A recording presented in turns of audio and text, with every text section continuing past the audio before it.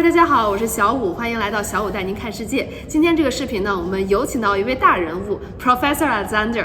他在过去的2年的时间内呢，通过把酒店变成 multi-family， 成功的赚到了1100万美元。今天这个视频的话呢，是一个非常 down to the earth， 就是非常实打实告诉大家一种在美国赚到大钱的好方法。而且这个方法的话呢，还有很多人还不知道。所以今天呢，有请到了 Alexander 来为大家详细的讲一下他这个酒店变更是怎么样去进行的。他的话呢，真的是一个传奇人物。在25岁的时候呢，他还在开 Uber。后来的话呢，他把钱全部投资于房地产，做过我们现在所有华人都经常做的，比如说 Fixer Upper 啊，还有 Airbnb 啊，这些小钱赚到之后的话呢，他并没有止步于这个。他现在所做的一些项目的话呢，是专注于就是几百个 unit 的那种 hotel， 把它变成 multiple units。他在去年做的一个项目的话呢，成功的把一个价值500万的项目直接升值成了1600万，整个项目的资产呢直接增值了11个 million，1100万美金。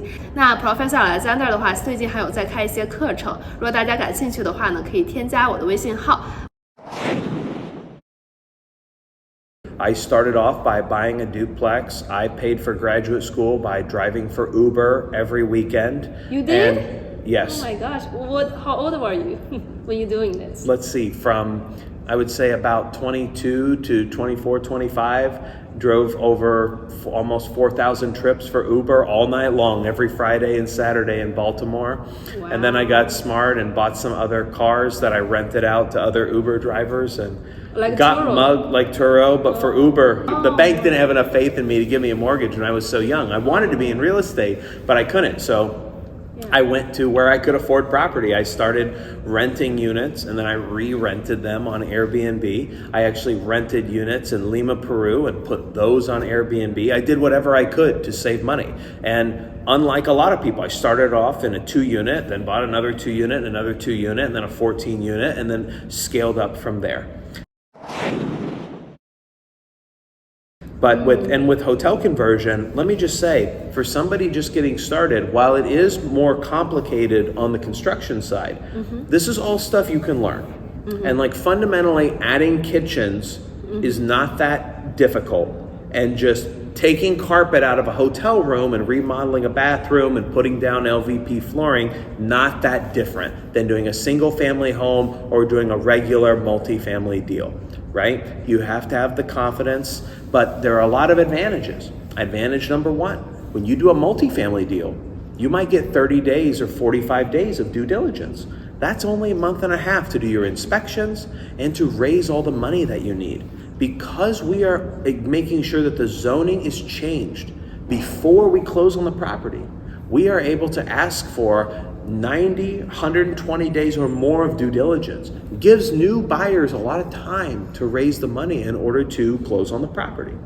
Also, we are not bidding against a lot of other people for these old hotels. We're the only buyer. That means we can get a good price. It also means you don't have to put $100,000 of earnest money down.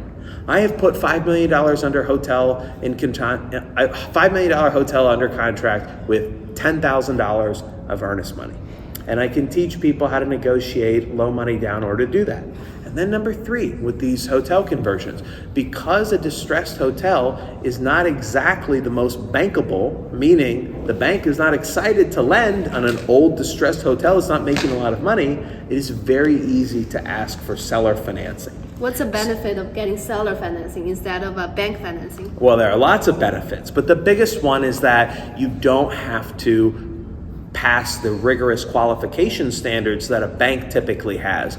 Maybe a lower down payment, there's not a lot of points and fees and other things that banks require. There aren't always these net worth requirements that banks require, right? The underwriting standards are typically more lax for seller financing. And with distressed hotels, I would say that's kind of the norm. So for somebody that's new, to be able to put down less money, get a longer period of time to raise their money, and most likely use seller financing, this is the strategy for you.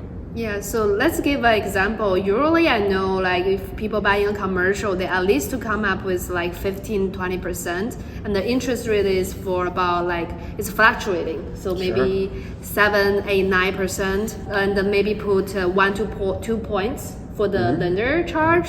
But as far as for the seller financing, how much would they expecting for the fees and points? It's totally negotiable. The last couple seller financing deals I've done, 0 for the fees, 0 for the points, less than prime on the interest rate.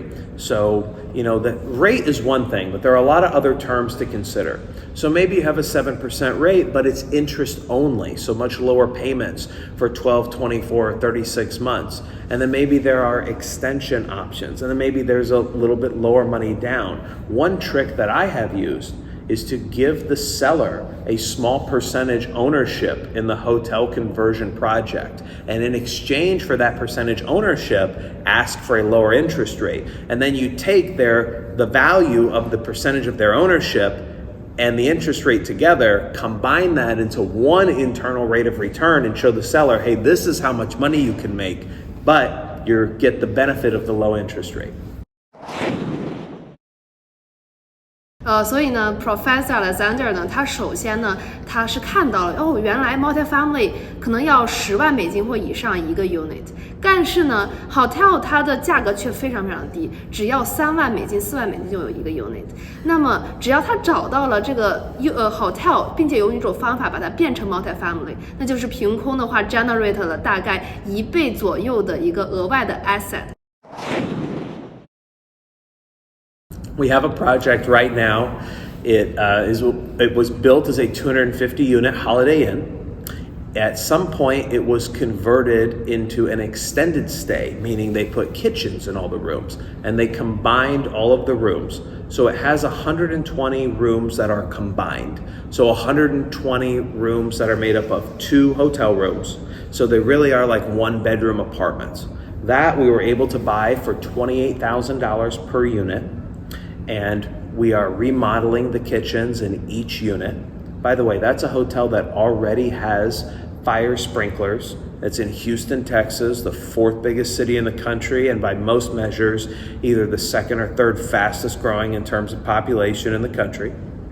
And that building, we paid $3.4 million. We got an as-is appraisal for $4.5 million when we bought the property.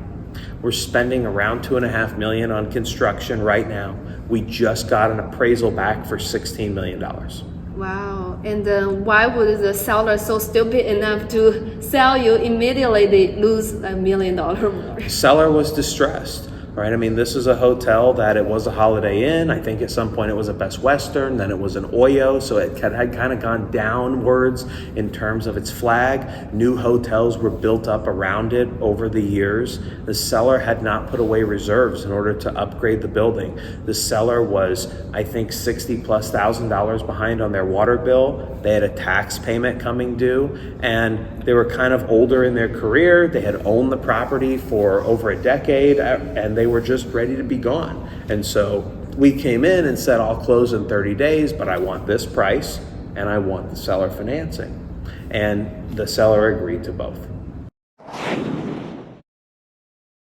For people that are interested in learning about how to start a business doing syndication, meaning raising capital from other people in order to buy big projects, and how to raise capital from other people and then find a hotel, generate the construction budget, negotiate with the city, operate with the hotel, and then refinance that hotel, I have a live class, not a bunch of pre-recorded things, and we meet once a week. We've got a community of other smart, hardworking people that are looking to do the same thing. I don't advertise it publicly. This will be the first video where I've mentioned it because I actually have it by invite only. But if you're looking at starting a syndication business, and if you don't want to start another brand doing self-storage or multifamily or RV parks or Airbnb, seems like those are a lot of crowded strategies right now. You're looking for something different, then you can get in touch with me. We can see if that's a fit for you. Would love to have you in the class.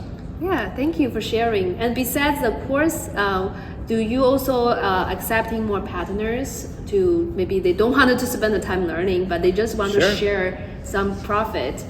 Absolutely. So you can participate with us in a number of ways on a deal. One, you're welcome to bring us a hotel and we can see if we can partner with you in converting it. Maybe we can have some kind of joint venture or co-GP situation. And if you're a student in the class, it's a lot easier to make that happen because you will know our formula and our systems for identifying great hotels.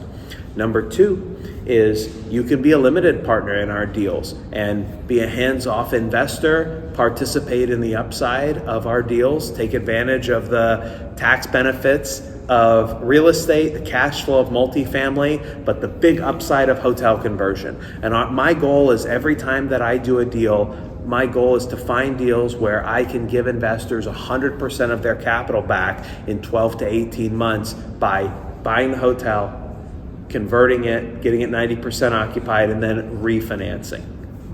And then number three, if you don't want to co-GP with us or be an LP, if you know somebody that is a hotel owner, maybe the hotel is older or the people are kind of at the end of their career, we are what I would like to start doing. I've not done this yet, but what I'd like to start doing is coming in as a consultant.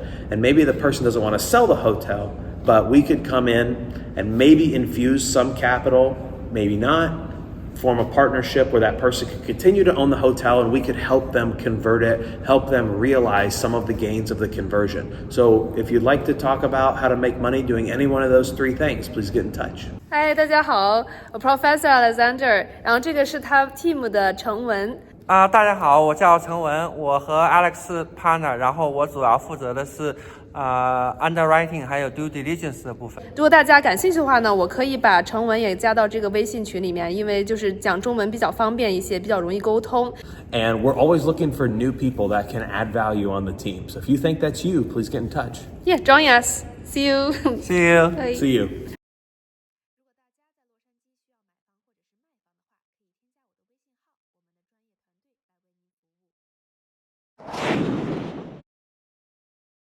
I don't know what kind of family you're from. Do you have your startup fund? And how do you get the fund and conquer the fear? You know, it's gonna be a lot of fear. Conquering the fear is real. Yeah, absolutely. So one, it took me almost 2 years to figure out how to do the first one. There's a lot of trial and error. I lost money chasing a lot of hotels. I asked the wrong questions to city councils. I wasted money on architects. I would go to the bank and they say, what kind of loan do you want? And I would say, for hotel conversion. They're like, well, is it hotel or is it multifamily? I would call up for insurance. They're like, what kind of insurance do you want? Is it hotel or multifamily? And I had to figure out just by pounding the pavement, talking to lots of people, and spending my time for a couple years, figure out how to crack the code on making these things happen and what is required from a property management perspective to do a conversion, what's required from a general contractor to do a conversion, and what is the right thing to say to a city so that they will allow the zoning to go through. So yeah, it took some time. And in terms of conquering the fear, I'm not going to tell you that every day was easy. Like there were days where we didn't make a lot of progress. There were days that I thought about giving up. But like anything in life and like anything in business, you keep grinding. And it took 2 years of research. And then we've got something of like over 500 units of hotels and hotel units under contract right now, and I've got over 250 units of hotels under construction. And basically all of that happened in the last 12 months. So like with any business, it's slow getting started, but then things take off.